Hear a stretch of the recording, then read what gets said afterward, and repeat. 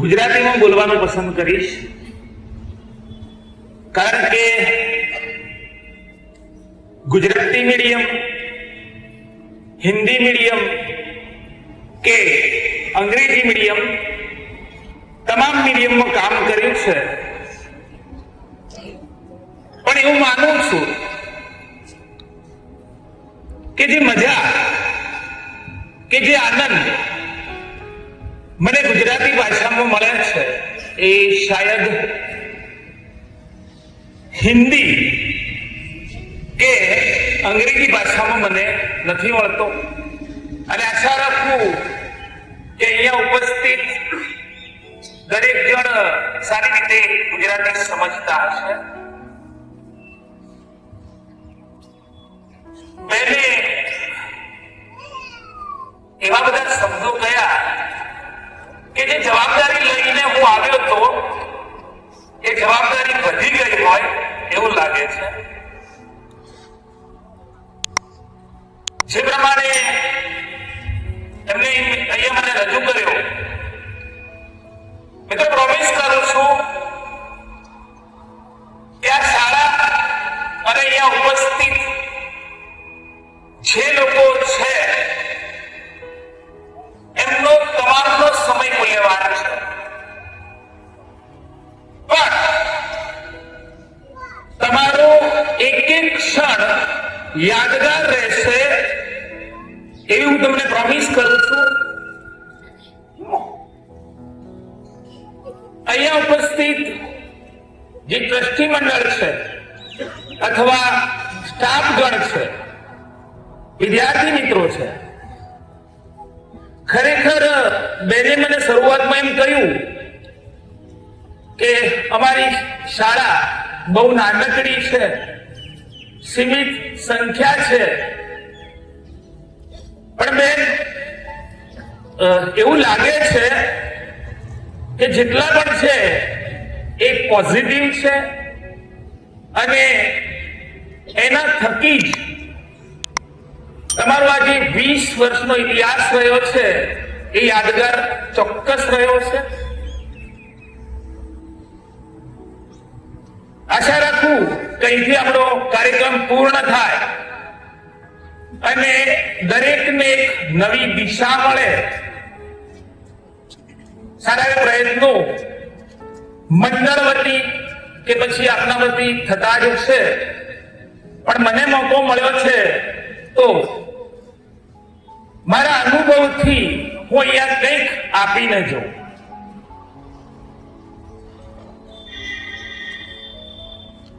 મેં વિનંતી કરું કે કોઈ 9th 10th ના તમારા કોઈ ક્લેવર સ્ટુડન્ટ છે બે ચાર મિત્રો, તો જરા એમને સ્ટેજ પર બોલાવો.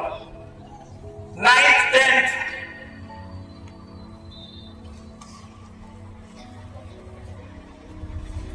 ભાઈઓ બહેનો ગમે તે હોય,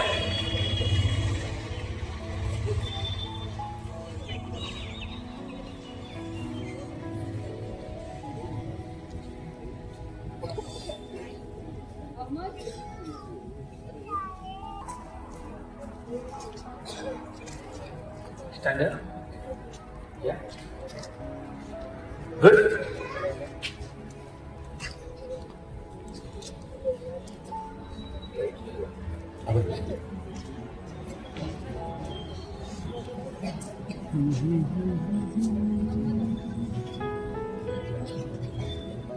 આપણી વચ્ચે તમારા ગામના કે શાળાના તેજસ્વી વિદ્યાર્થી ઉભેલા છે. હું એમની કોઈ એક્ઝામ લેવાનો નથી. અને મિત્રો એક વસ્તુ તમને ચોક્કસ કહીશ કે જીવનમાં ઘણા મોટા પ્રોગ્રામ કર્યા છે. કદાચ એક ગામનો કાર્યક્રમ હોય અને બાજુના ગામમાં અવાજ સંભળાતો હોય, એટલા મોટા લેવલના કોઈ દિવસ નક્કી નથી કર્યું કે આ જગ્યાએ જઈ અને શું બોલવું. ક્યારેય કોઈ સ્ક્રિપ્ટ લખી નથી.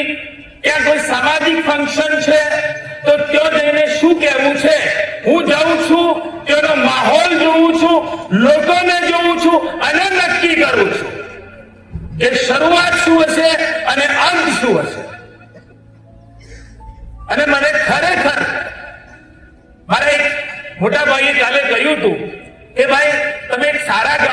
છો.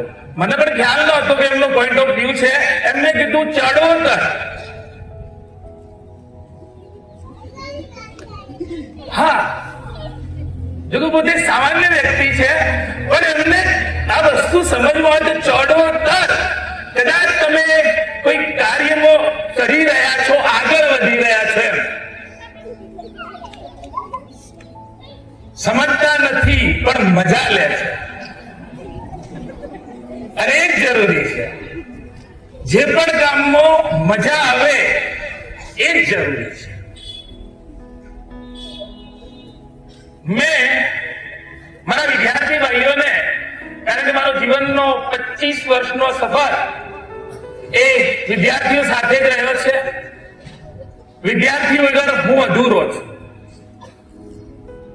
એ માટે ઉભા કર્યા છે કેમ જાણવા માંગુ છું કે શું વિચારે છે. બેટા, પ્રશ્ન કરું કે આ દુનિયાની અંદર સૌથી સુંદર અને સૌથી શક્તિશાળી, સૌથી સુંદર અને સૌથી શક્તિશાળી સ્ત્રી કોણ?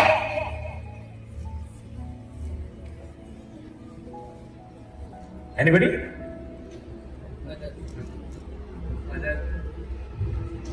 તાળીઓ થઈ જાય છે. તાળીઓ થઈ. કદાચ શબ્દ ન સમજાયો હોય તો ફરીથી કહું.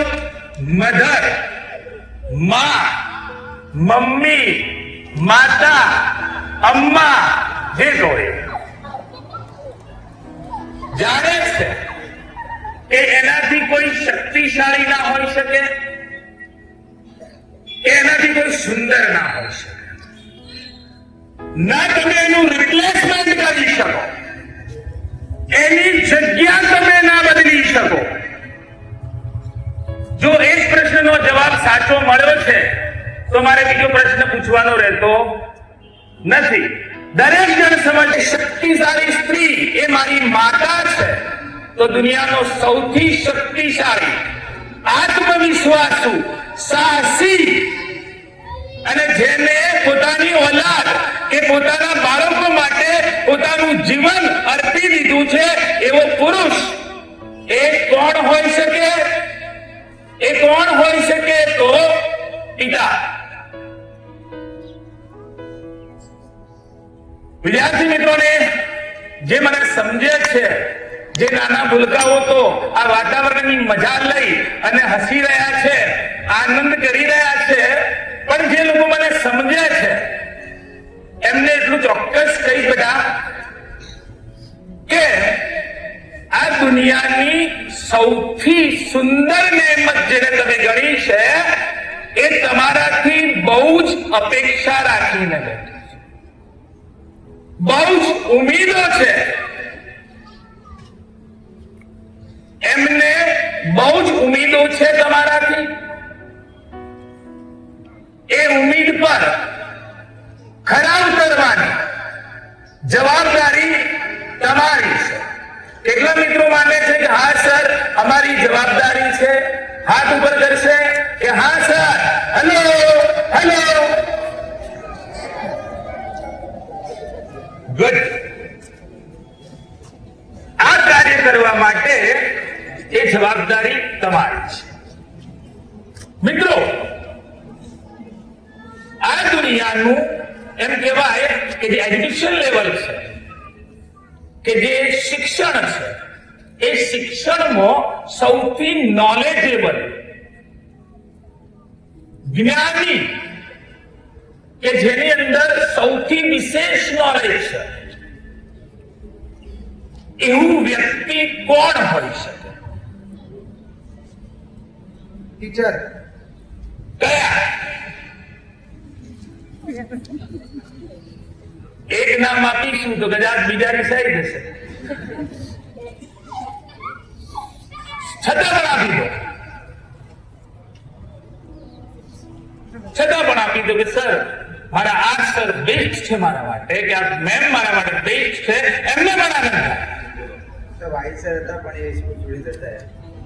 છોડી ગયા પછી લોકો વધુ યાદ કરે છે.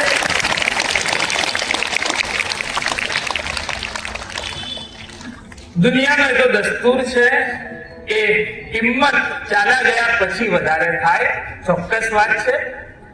પણ હાલમાં maths teacher or science teacher or English teacher or any other કે જે એમનું કમિટમેન્ટ એકદમ પાવરફુલ હોય, એમની વર્કિંગ પ્રોસેસ એનર્જેટિક હોય, એમને ભારી તમને આનંદ થતો હોય, એમના પ્રેઝન્સથી એક પોઝિટિવિટી આવતી હોય, કોઈ છે. Hello, Tawfiq sir and Milan sir, મિત્રો એમના માટે તાળીઓ થઈ જાય પ્લીઝ. બહેનોને બહુ આનંદ થાય છે બહેનોને બેઠેલા જોઈ, અને બહેનોને કહીશ કે તમારા બાળકો જેને ચાહે છે એવા સર માટે તાળીઓ થઈ જાય.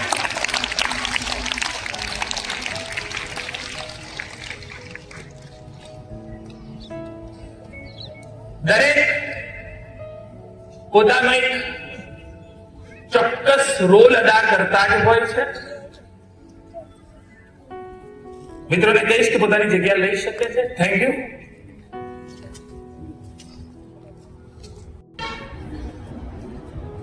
પહેલા તો બેન તમને અને તમારા સ્ટાફને બિરદાવું છું કે તમારા જે સ્ટુડન્ટ છે એમનું presence of mind really very good.